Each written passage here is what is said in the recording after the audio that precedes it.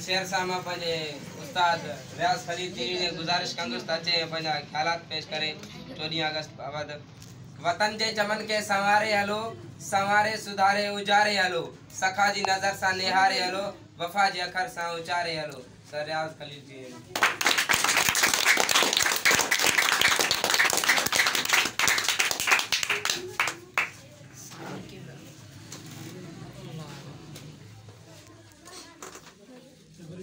सदायती सबका बख न बासे का जही तही ज़ात जी जंबश नाहे जाल मूसी हले सा जाके जी बैठो।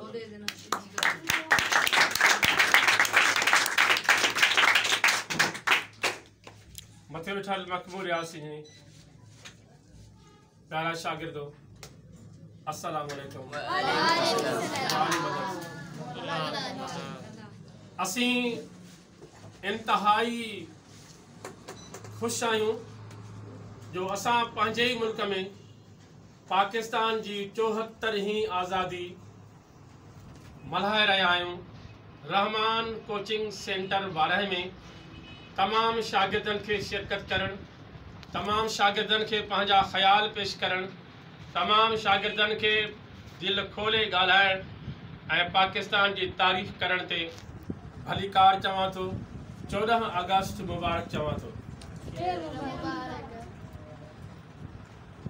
तव्हां सभिनी खे यादि हूंदो त ही मुल्क जंहिंमें असीं अॼु वेठा आहियूं, जंहिंमें असीं अॼु ॻाल्हाए रहिया आहियूं, जंहिंमें असीं कुझु पंहिंजा ख़्यालात पेश करे रहिया आहियूं, जंहिंमें कुझु असीं पंहिंजी रिज़र्वेशन बयानु करे रहिया आहियूं, इहो मुल्क असांखे ख़ैरात में कोन मिलियो आहे। इहो मुल्क असांखे पंहिंजे वॾड़नि जे क़ुर्बानी सां मिलियो आहे। असांजा वॾा, असांजा फोर फादर्स, असांजूं भेनरूं, असांजूं माइरूं हिन मुल्क जे लाइ वॾी जदोजहद कई ऐं उहा 100 साला जदोजहद आहे। 1843 खां वठी 1947 ताईं 100 साल खां मथे जो अरसो थिए थो ऐं असांजे वॾड़नि क़ुर्बानी ॾिनियूं। हज़ारे माण्हू न, लखे माण्हू पंहिंजी जानियूं क़ुर्बान कयूं, लखे औरतुनि पंहिंजे जिगरनि जा नज़राना पेश किया ऐं लखे औरतुनि, लखे भेनरुनि पंहिंजा जेको भाइर क़ुर्बान कया ऐं लखे औरतुनि पंहिंजा वर क़ुर्बान कया। तॾहिं असांखे 100 साल खां मथे अज़ाब में रहण खां पोइ रमज़ान शरीफ़ जे भलारे महीने 27 तारीख़ ते असांजो ही मुल्क क़ाइद आज़म मोहम्मद अली जनाह जी अॻुवाणी में सर सैयद अहमद खान, मौलाना मोहम्मद अली जोहर, मौलाना मोहम्मद अली जोहर, मौलाना शौकत अली जोहर ऐं तमामु वॾनि बुज़ुर्गनि आलिमनि, मौलाना हसन अली अफंदी, लातादाद नाला आहिनि, जन अॻुवाणी कई, जन जदोजहद कई, जन कोशिशूं कयूं ऐं हीउ मुल्क असांखे आज़ादु थी मिलियो। पर इहो न विसारिजो त हीउ मुल्क असांखे मिलियो आहे त असां हिनखे जी आज़ादी खे ईअं विञायूं, असां पंहिंजे मुल्क जी आज़ादी जो क़दुरु करियूं ऐं क़दुरु करण जा खोड़ सारा तरीक़ा आहिनि। असीं आज़ादु आहियूं, तॾहिं त असां बीठा आहियूं, वरना पाकिस्तान खां अलावा खोड़ मुल्क जेके आहिनि ग़ुलाम आहिनि। कश्मीर में ईअं कोन्हे को,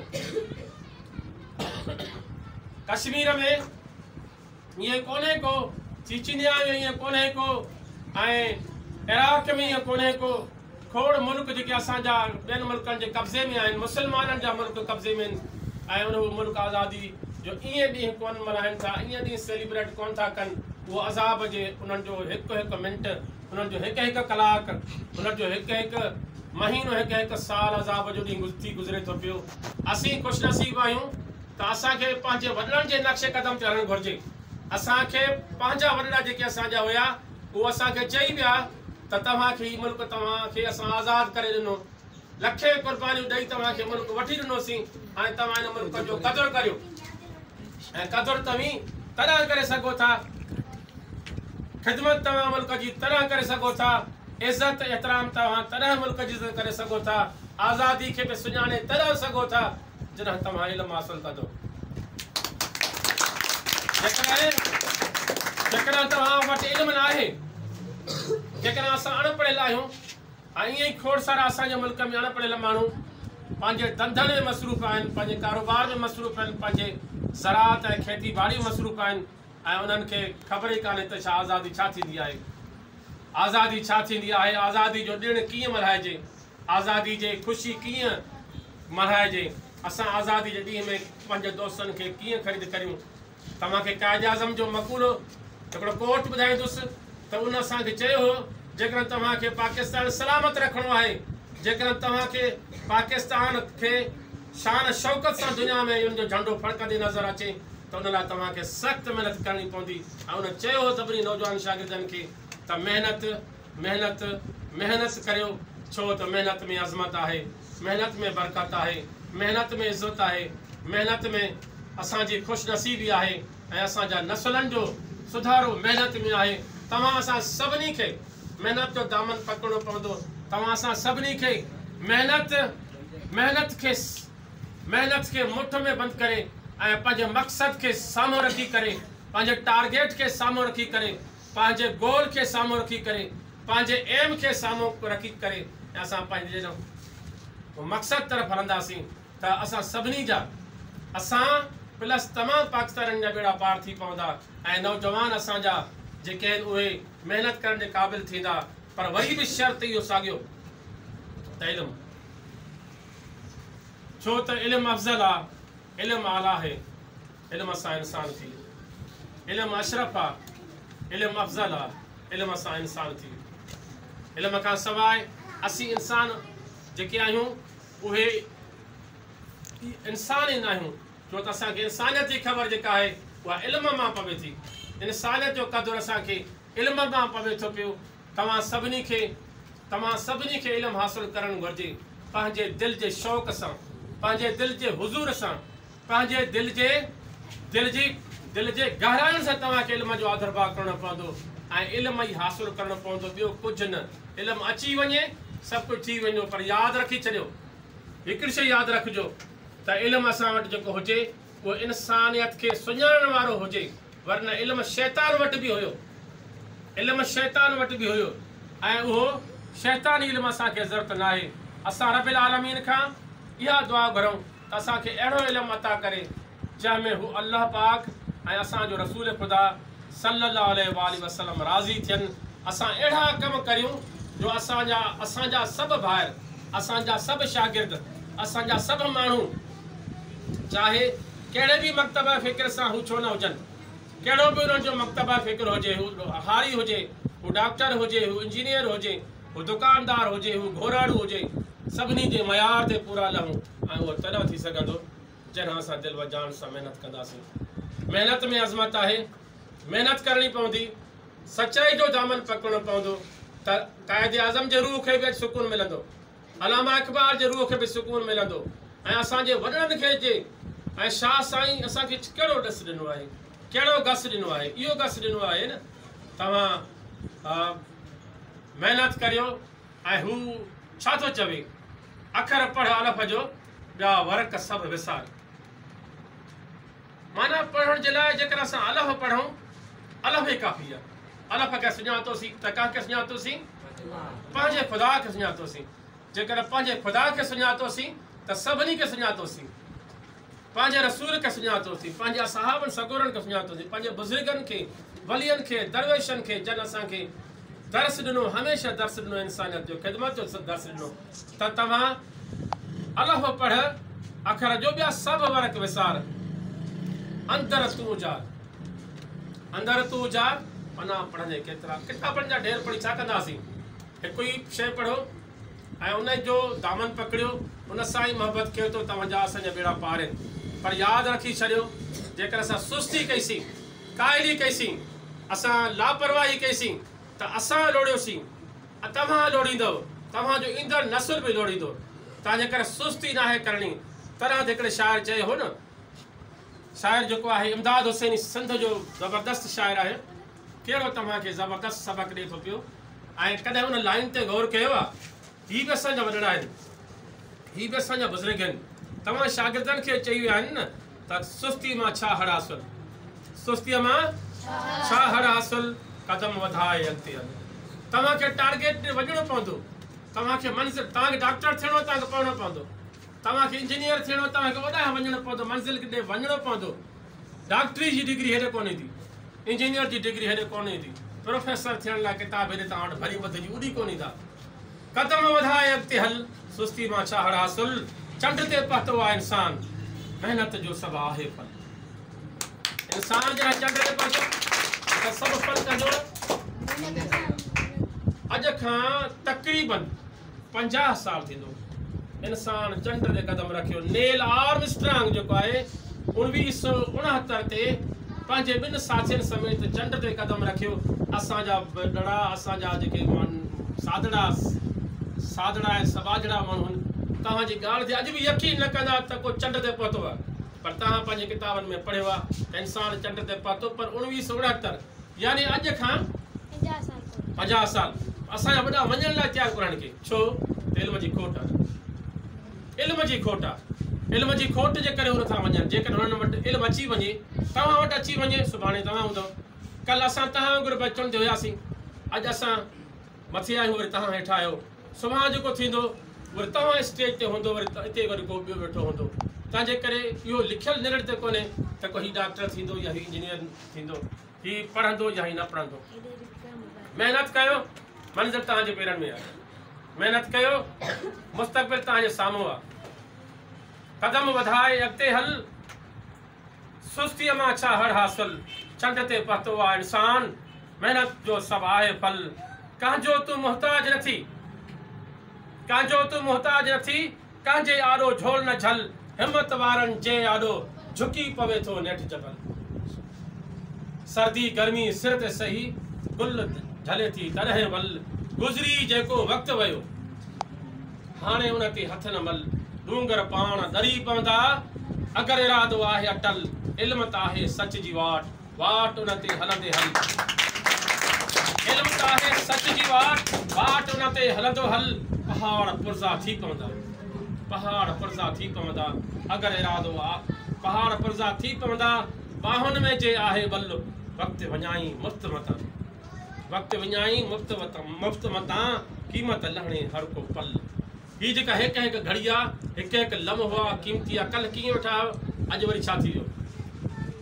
हर लम्हो चेंज थींदो रहे थो पियो। जेको सुबुह कलाक हुयो वरी तव्हांखे ज़िंदगी में न मिलंदो, जेको कल्ह वारो ॾींहुं हो तव्हांखे ज़िंदगी में न मिलंदो। जेको असां आयासीं, जेको असां जंहिं माना मिंट में तव्हां हिते पहुतो, उहो मिंट तव्हांखे ज़िंदगी में न कयो। जेको वक़्तु गुज़री वियो वरी गुज़री वियो, ज़िंदगी में वरी नायब अचिणो, ॾींहं पिया ईंदा। हीअ दुनिया जेका आहे पई हलंदी रहंदी, हज़ारे न लखे न करोड़े सालनि खां हलंदी रहे थी। पर तव्हांखे किताबनि में, पंहिंजे टेक्स्ट किताबनि में जंहिंखे तव्हां पढ़ो था पिया, हैदर बख्श जतोई खे पढ़ो था पिया, अलामा दाऊद पोटरो खे पढ़ो था पिया, कायदे आज़म मोहम्मद अली खे पढ़ो था पिया, मोहतरमा फातिमा जनाह खे पढ़ो था पिया, ज़ुल्फ़िकार भुट्टे खे पढ़ो था पिया, मोहतरमा बेनज़ीर भुट्टो खे पढ़ो था पिया, शहीद मीर मुर्तज़ा भुट्टो खे पढ़ो था पिया, शहीद मीर शाहनवाज़ भुट्टो खे पढ़ो था पिया, शहीद असांजो सर शाहनवाज़ खान भुट्टो जेको ज़ुल्फ़िकार भुट्टे जो पीउ हुयो, साईं जेम्स सेठ खे पढ़ो था पिया, ऐं सैयद गुलाम मुस्तफ़ा शाह खे पढ़ो था पिया, मिर्ज़ा कलीच बेग खे पढ़ो था पिया, शाह लतीफ़ भेटाई रहमतुल्लाह अलैह खे पढ़ो था पिया, सच्चर सरमस्त खे पढ़ो था पिया, हमल खे पढ़ो था पिया, सामी खे पढ़ो था पिया। ला तादाद मैन ऑफ स्टेट्स असांजा गुज़रिया आहिनि, ला तादाद मैन ऑफ फिगर्स गुज़रिया आहिनि, ला तादाद मैन ऑफ लेटर्स गुज़रिया आहिनि। इहे सभु तव्हांजे साम्हूं पिया आहिनि। तव्हां बि जेकॾहिं पढ़ी वॾा थी ऐं को न को नालो कमाईंदव, कायदे आज़म जे ॾस ते हलंदव, अलामा इक़बाल जे गस ते हलंदव, सर सैयद अहमद खान जे पंध ते हलंदव, त तव्हां बि सुभाणे जा अलामा दाऊद पोटरो आहियो, मिर्ज़ा कलीच बेग आहियो, हैदर बख्श जतोई आहियो। ऐं इहो को मसइलो ई न आहे, इहे बि तव्हां वांगुरु इंसान हा, इन्हनि खे बि ॿ अखियूं हुयूं, ॿ कन हा, ऐं तव्हां वधीक उन मां सम्झां थो तव्हांजा को कारनामा करे सघो था पिया। पर शर्त इहो आहे, छा हुजे? हिमत हुजे, इरादो मज़बूत हुजे। इरादो मज़बूत आहे, सभु कुझु करे सघो था। इम्तिहान ॾियण खां अॻु में सोचियो था त फेल थींदुसि, त you will become fail, you must fail. इम्तिहान ॾियण खां अॻु में सम्झो था त मां पास थींदुसि, you must succeed, you must succeed. यादि करे छॾियो, भली तयारी न बि हुजे पर पक अथव पंहिंजे मज़बूत इरादे सां चओ था त मां पास थींदुसि, तव्हांखे पास थी ॾेखारींदुसि, त तव्हांजो नालो टॉप ऑफ लिस्ट लिखियो बि। बुज़दिली न, हिमत न हारिजो। बिलबिलो जोश जज्बो रसे थो ॿियो कुझु न पिए पढ़ूं पर रुॻो ही शइ पढ़ूं हिन बैत खे पढ़ूं क़दम वधाए अॻिते हलो इन जुमिले खे यादि करे तव्हां हलंदा रहो त तव्हां मुस्तक़बिल जा बहितरीन डॉक्टर इंजीनियर प्रोफेसर ऐं वॾा ऑफिसर न थींदव पर यादि रखी छॾियो हिकिड़ी ॻाल्हि मुंहिंजी यादि करे छॾियो ऐं जेका हर वक़्तु चवंदो आहियां तव्हां सभु कुझु थी सघो था थी वेंदो कोई मसइलो न आहे 12 में खोड़ डॉक्टर खोड़ इंजीनियर खोड़ ऑफिसर पर तव्हांखे हिकिड़ो माना जुमिलो यादि ॾियारींदुसि त कूड़ न ॻाल्हायो कूड़ खे पासे ते करे छॾियो कूड़ सभिनी बुराइनि जी जड़ आहे पढ़ो महिनत सां जज़्बे सां पढ़ो कूड़ इस्तेमालु न करियो ऐं जॾहिं वॾा थी ऑफिसर थियो त रिश्वत न खाइजो यादि करे छॾियो असांखे अलाह से पैदा कयो आहे ऐं रोज़ी उहो ई रसाईंदो जेको मुंहिंजे नसीब में आहे मूंखे उहो ई मिलंदो मां मग़ज़ पंहिंजो फाड़े उछल टुकड़ा करे छॾियां कुझु कोन वधंदो मुंहिंजे नसीब में जेको लिखियलु आहे उहो तव्हांजे साम्हूं आहे तव्हांजे नसीब में इहो लिखियलु आहे त तव्हां बेंचुनि ते वेठा आहियो मुस्तक़बिल जा मामार आहियो मुस्तक़बिल जो आईनो आहियो मुस्तक़बिल जो आईंदो आहियो मुस्तक़बिल जा तव्हां असांजो माना छा आहियो मुस्तक़बिल जा छा आहियो तव्हां मुस्तक़बिल जी उमेद आहियो महिरबानी करे हिन उमेद खे ईअं रायगान न कजो तव्हां में सॼी क़ौम जूं नज़रूं आहिनि हे ॿार ईअं कोन्हनि तव्हां वॾा होशियारु आहियो जॾहिं असां नंढड़ा हुआसीं तव्हांजो में त कोन ॻाल्हाए सघंदासीं ऐं तव्हां घणो कुझु ॻाल्हाए सघो था घणो कुझु ॿुधाए सघो था घणो कुझु ॿुधायो बि आहे ज़हननि में तव्हां वटि घणो इल्मु आहे घणी ॼाण आहे तव्हां वटि असां घटि हुयासीं तव्हां बहितर आहियो ऐं तव्हां अञा महिनत कयो तव्हांजो नालो रोशन थींदो तव्हांजो नालो दिलनि ते लिखियो वेंदो पननि ते जेकॾहिं लिखिजी वियो त कोई फ़र्क़ु नथो पवे को पनो फाड़े उछलाए सघे थो पर जेकॾहिं तव्हां महिनत करे पंहिंजो नालो कंहिंजी दिलि जे आख़िरी तह में लिखाए छॾियो क़यामत ताईं उहो नालो ज़िंदा रहंदो ऐं ज़िंदा जावेद रहंदो अॼु 14 अगस्त आहे हिकु दफ़ो तव्हां सभिनी दोस्तनि खे नौजवाननि खे पंहिंजे मुस्तक़बिल खे पंहिंजे अखियुनि जी रोशनी खे त ॾाहे चयो न त जेके शागिर्द आहिनि उहे नसलुनि जूं अखियूं आहिनि नसलुनि जा हथ आहिनि ऐं नसलुनि जा क़दम आहिनि जेकॾहिं असांजो क़दम सही रस्ते ते हुजे हथ असांजो सही लिखनि अखियूं असांजो सही मंज़िल खे तलाश कनि त असांजो सभु कुझु हीअ दुनिया ऐं हू दुनिया बहितर थी पवंदा तव्हां सभिनी जी वॾी महिरबानी तव्हां सभिनी जी कोशिशुनि खे शाबस हुजे जो हिन महफ़िल में 14 अगस्त जे प्रोग्राम में शिरकत कई ॿुधो ऐं ॿुधायो वॾी महिरबानी